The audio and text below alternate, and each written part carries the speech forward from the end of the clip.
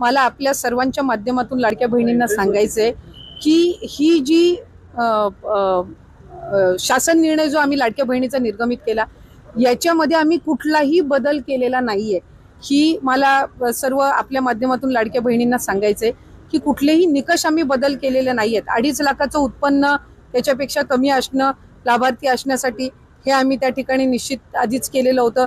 दुचाकी वाहन असावं 4 चाकी वाहन नसावं हे आम्ही त्या ठिकाणी निश्चित हे केलेलं होतं। ते राज्यातल्या रहिवासी असाव्या, सरकारी नोकरदार नसाव्या, हे जे सगळे निकष आहेत हे पहिल्या शासन निर्णयामध्ये निर्गमित केलेले आहेत। त्याच्यामध्ये कुठलाही बदल आम्ही केलेला नाहीये।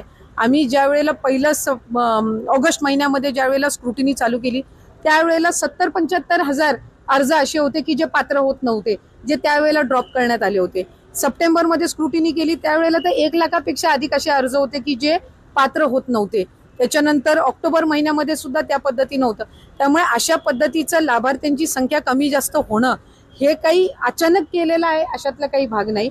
आणि निकषांमध्ये काही तक्रारी ज्या ऑक्टोबर, नोव्हेंबर, डिसेंबर महिन्यामध्ये ज्या प्राप्त झालेल्या आहेत, जे एका ह्याच्यावरून 2-2, 3-3 वेळा लाभ घेत आहेत अकाउंट्समधनं, किंवा ज्यांच्या 4 चाकी वाहनं आहेत पण तरी सुद्धा ते अशा जे काही कंप्लेंट बेस्ड आहेत त्या संदर्भातली चौकशी करून त्यांचा आधीचा कुठलाही लाभ आम्ही त्यांच्या अकाउंटमधून परत घेतलेला नाही। अशा पद्धतीचा कुठला निर्णय झालेला नाही। फक्त क्रॉस व्हेरिफिकेशन मध्ये जे पात्र ठरत नाहीयेत त्यांना त्या महिन्यापासूनचा लाभ हा बंद करण्याच्या दृष्टिकोनातून आम्ही त्या ठिकाणी ही पावलं उचललेली आहेत।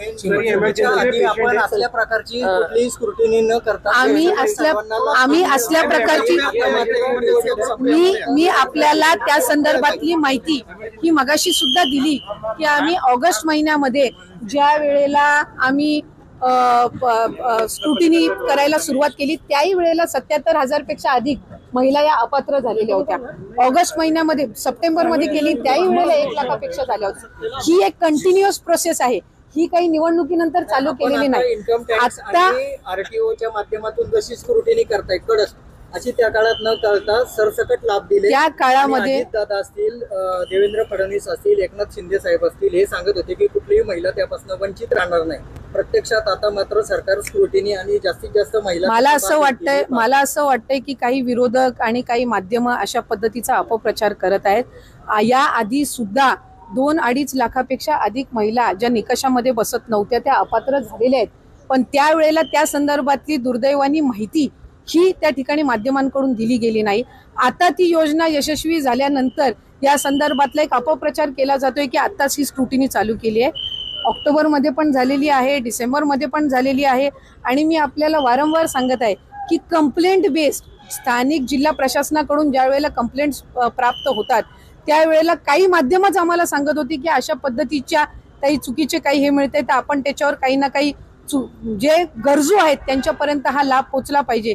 त्यामुळे सप्टेंबर, ऑक्टोबर महिन्यामध्ये पण ही अशा पद्धतीची व्हेरिफिकेशन झालेली होती।